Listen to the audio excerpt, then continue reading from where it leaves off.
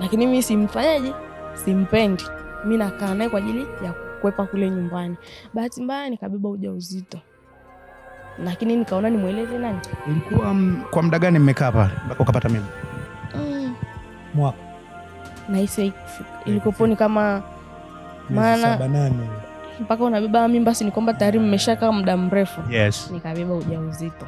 Beba ujauzito na akaanza kunibadilikia. Niondoke. Nini by the way, mliwahi kwenda kwa wazazi wa Hamisi, walikujua? Hapana. Kisela sana ji. Kisela sana. Alikuwa anafanya kazi gani Hamisi? Alikuwa ni chef. Ni chef. Hotelini. Kisha ameanza kubadilika, nini kilitokea? Baada ya kuniona na mimba.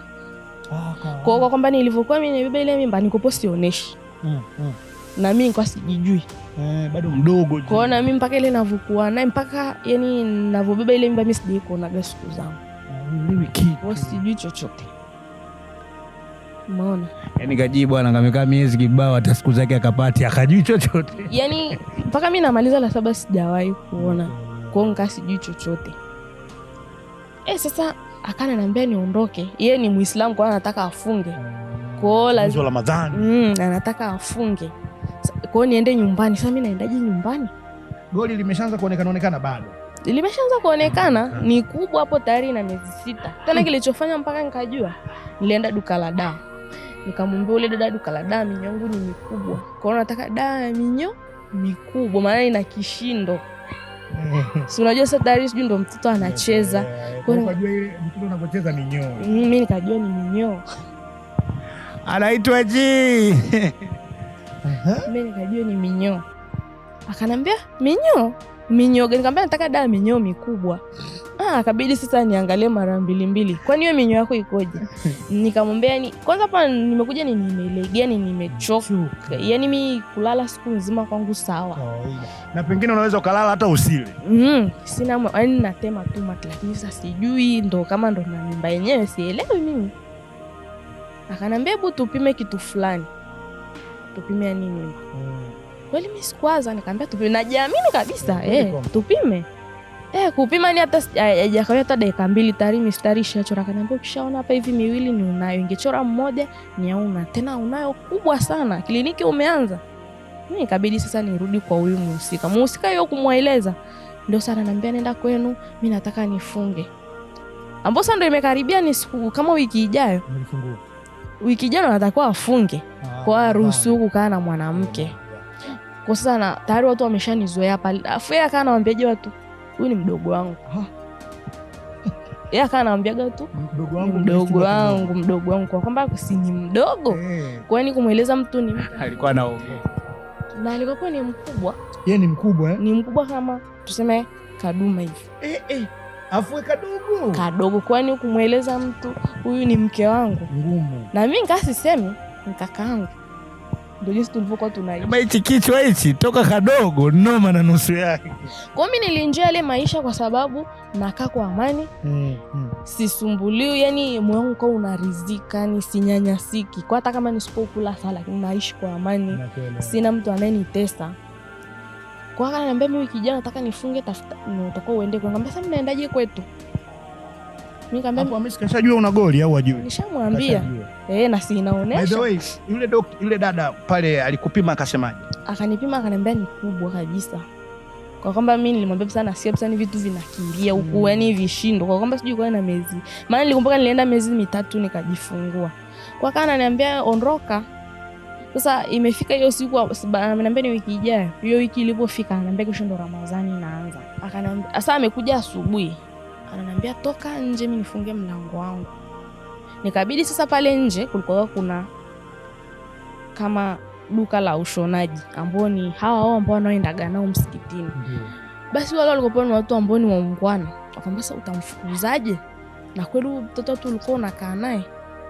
Ni kweli sio utamwambiaje aondoke? Mtafutie mahali aweze kukaa lakini sio aende. Na mimi nikamwambia mimi tu mimi siwezi kwenda. Lakini tayari hapo nilishampa maza kuna mtu nakaa naye. Maza ulimpa kodi. By the way, kipindi ambacho unakaa na mwana Dingi alikuwa akutafuti? Sasa hata kama anatafuta kwa anatumia simu kwa simu. Kwa hata ila kama akaa kinipa tunakula wote pale. Wahi kumwambia lakini mwana tabia ya dini. Kumueleza. Kwa hiyo dini hoja kuniambia, nikamwambia mimi tayari nimeshaajiriwa. Niko napambana. Kwa hata kama ile nikisema naenda nyumbani kumuona mamangu, nikasa tayari nishakuwa mjanja. Nikaenda nyumbani nasema leo niko off. Kwa nakaa hapa mpaka muda fulani naondoka. Kwa ngasti lali. Anajua uko kazini dini. Anajua nipo kazini. Haya, moto wa kukutongoza ulipungua. Moto maana sasa sieleweki. Alafu kama hamuonani. Hatuonani na iko sana, na sio mjanja wa mjini sana. Kipindi hiyo dogo wetu yule wa kike aliyekuwa anapendwa yuko wapi? Yuko anaishi na wazazi. Okay, tuendelee. Ikabidi sasa wale baba waniweze kunisaidia, maana jamaa mchichama kuniambia niondoke. Yaani kwa kwamba nikakae mpaka Ramadhani iishe. Ndio fayaje? Na mimi nirudi. Sasa mimi ni wa kukaa nje sasa. Nikabidi nikaelekezwa niende kwa mwenyekiti. Nikaga na rafiki yangu mmoja. Sio rafiki yangu, tuseme ni rafiki yake nilimkuta naye wa kike. Ambaye alikuwa kama ndo shoga yangu sasa. Kwa hiyo nikabidi niende kwa yule dada. Na alikokuwa amepangisha jirani. Nikamwambia sana, ananiambia mimi niondoke, na nikiangalia niko na hii hali, mimi nitaendaje nyumbani? Yule dada akaniambia wewe usiondoke. Ni rafiki yangu na kumbe naye ni rafiki yake. Sijui nyuma ya pazia, yani umemkuta na mtu ni rafiki, kwa na mimi kaa shoga yangu. Kwa nikakaa nakaa kwa yule dada. Nilipokuwa nakaa kwa yule dada akaniambia nenda kwa mwenyekiti. Mwenyekiti alikopo ni wa kike. Kaenda nikamueleza. Akaniambia, kwani yule alikopo sio kakako? Nikamwambia sio kakangu.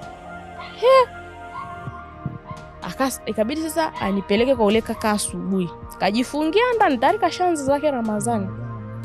Tulifunguliwa mlango kwa shida sana. Kabla yule mama ongea naye akamwambia mimi sitaki watoto wa kulala nje, watoto wa barazani. Kweli huyu binti nilikuwa namuonaga hapa sana. Leo namwambia ondoke. Kaa naye au akae kwa ule dada. Si shida ni utake alale naye. Akae kwa ule dada, mchana awe ndani kwake anafanya mambo yake. Usiku ndio hivyo hairuhusiwi. Hivyo. Sasa niko na ule dada. Akakubali. Akakubali. Kwa hiyo sikuweza kufanya kuondoka. Niko na ule dada naye ni mtu mzima, ni mtu wa wanaume. Lakini akiambiwa twende tukanywe bia, na mimi nafuata nyuma. Sijai kunywa bia. Nakuelewa. Kumbe ananisikia. Anakusikia nani bwana? Maana tunapokunywa bia ninapita hapo kwake naingia ba. Kwa kwamba ni ba ilikopo kwa mbele afu choki huko nyuma. Kwa kwamba huko nyuma ndo kuna chumba kimoja ambacho ndo tulikuwa tunachokaa hapo. Kwa hiyo ukiongea huko vinasikika. Nasikika. Sisi unajua mtu ameshakukataa tayari. Kwa sababu anakutafutia sababu. Kwa sababu mimi nilikuwa namfuata ule dada, maana si ndo niko naye. Kwa hiyo akaenda kinunulia bia na mimi nakunywa bia. Ukaanza kujifunza bia. Nikaanza kujifunza bia. Nakunywa bia. Sasa akaja wakati mimi natoka bana naenda uani naye, anatoka ndani sijui na yeye anaenda chooni. Gabu. Hizo nyumba bwana, yani nyumba humu baa, yani Gabu, yeye alikuwa ananitaga Gabu. Vipi? Nishalewa tayari. Umeshakunywa vibia uelewi. Nikamwambia ninacheza. Vipi umekolea? Kwa kweli alichukia ile hali. Alichukia sana, ndo akana ananiambia mimi niondoke. Yaani sasa tayari kashafungua. Lakini sasa nawe kusema mimi sitakuja kuishi tena na wewe, maana ulikopo uko na watu wengine. Kwani kipindi ambacho jamaa mwezi wa Ramadhani ule ulipata mwanaume mwingine? Sikuwa na mwanaume mwingine, ilikopo ni yeye. Basi hivyo ule rafiki yangu ndo akana nisaidia, bwana msamee. Ni kwa vile alikopo ananifuata mimi. Kwa hiyo unajua ile kunitetea kulingana na ile hali nilionayo. Basi nikaja nikajifungua. Nikajifungua sasa ndo mtoto wangu Patrick. Wewe mwaka gani unajifungua ji? Sikumbuki. Patrick ana miaka 7 sasa hivi. Okay. Tuendelee. Nikajifungua. Kwa umejifungulia wapi ji? Mount Meru. Yaani umejifungua unakaa kwa nani? Nikiwa kwa huyo kaka bado. Bali mle ndani. Kwa muda ilibidi akubali tu muhimu. Isa ndo ile yani ataki, lakini ndo hivyo sawa, marafiki wanalazimisha. Maana niko sina shida, kwa sababu mdada tu anaga shida. Kwa kaa naye. Kwa na mimi kana vumilia hivyo, lakini kumbe naye tayari ana watu wa nje. Ameshapata demu mwingine. Ana watu wa nje. Zeni nikajifungua, nikamueleza mamangu, akanifuata Mount Meru. Alivyonifuata sasa mwanaume akasema mimi siwezi kumwangalia nani mzazi, nitakaaje na mimi siwezi kumuogesha. Kwa mamangu akaamua abebe ile jukumu, akanichukua nipeleke nyumbani. Tayari hapo kashamwambia baba fulani kumbe alikuwa na mtu na tayari ni mjamzito. Baba alivyopata taarifa. Kwani nikaenda nyumbani nikapokelewa. Karibu, hongera. Dingi. karibu ongea, lakini nina wasiwasi. Sasa kama hapa hivi nimekuja na wewe nilikukimbiaga na hapa nina mtoto. Nishakuwa mkubwa sasa. Hapa tayari nishakuwa mkubwa. Ikifika usiku kule chumbani kwangu anakuja uchi. Nipo tena pale nyumbani. Mama anakuwa wapi ji? Yupo ndani. Kwa sasa unajua mtu akishakuwa na jambo lake, anatumia kila mbinu. Anatoroka kule anakuja uchi. Anakuja kule uchi, mimi kana nalala hapa mwanzo wa kitanda ananisemesha. Lakini sasa mimi kama vile nakata fulani. Kwa mimi nilivyofuka pale mwezi, mimi nikamwambia mamangu mimi nataka kwenda wapi? Kwenda kwangu. Maana si nishaona hapa. Yaani kinachonikimbiza mimi nyumbani ni kwa sababu ya baba. Na moto. Yaani kinachonikimbiza na mpaka na utuzima wangu mpaka sasa hivi ni baba. Nashindwa kumuhimili. Ulikaa mwezi mmoja baba? Nikakaa mwezi mmoja. Ikabidi sasa nimtafute. Kaambia mimi Jumatatu nakuja. Akasa na yeye ananiambia hapo sikwenu kata miezi 3. Akananiambia hapo ni kwenu kata miezi 3. Sasa miezi 3 nimepewa shilingi 50,000. Hadi miezi 3. Mimi nikafosi kwenda. Kufika na Isa alikopo bado hajatoka kazini. Na mimi mlikuwa mnakaa? Tulikuwa Mianzini. Okay. Mianzini kopo ni feed siku tunakaa Mount Meru. Mianzini mlitoka ndo mkaenda Mount Meru. Tulikuwa tunakaa Sekei.